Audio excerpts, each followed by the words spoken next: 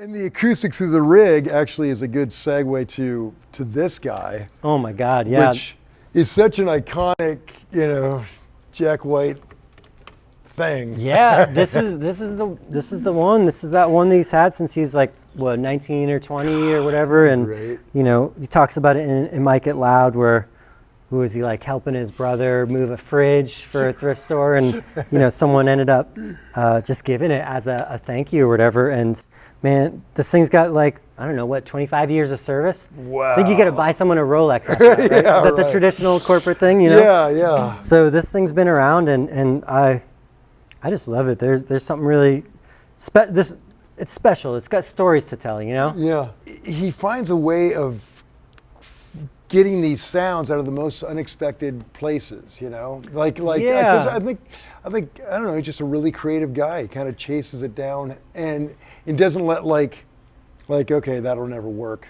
He just goes for it. Yeah, and it definitely falls into that kind of merging of like, it seems like he always wants to find the beauty in, the vintage and the classic and the, old school design. Yeah. And merge that with like modern things and things that are cutting edge and things that are exciting, and kind of smashing those together in a new way that's like unconventional, where, I think it was pretty unique for someone to take a, pawn shop arch top or, whatever you want to call this, semi Hollowbody, and then he's ripping it through a whammy pedal and a big muff, just like turned all the way up on some old amps. So yeah, I guess that's what I really like. A lot of people, when they get into technology, they kind of deny everything that came before. Mm-hmm. But he's like taking the best of like the way you guys print right to acetate, Yeah, I mean, exactly. like you take the best of this old stuff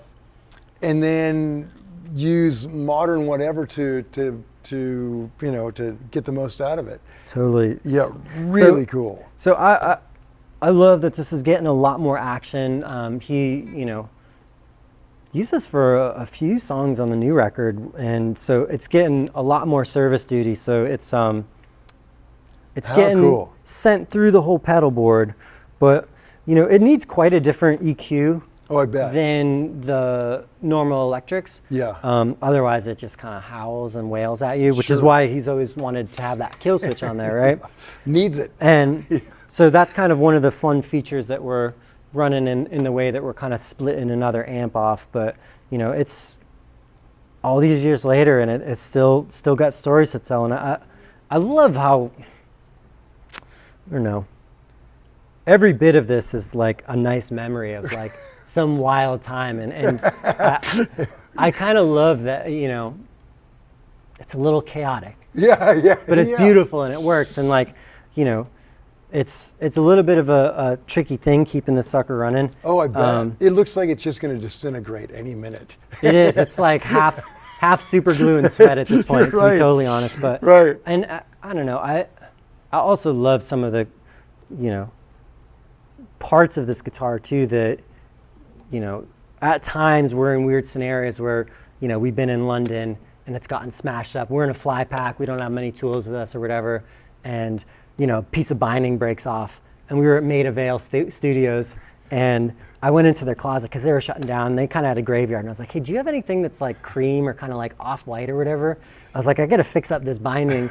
And they're like, oh yeah. And they look around and like, hey, we were going to throw this away. And so they take a couple knobs from one of their old EQ units or something.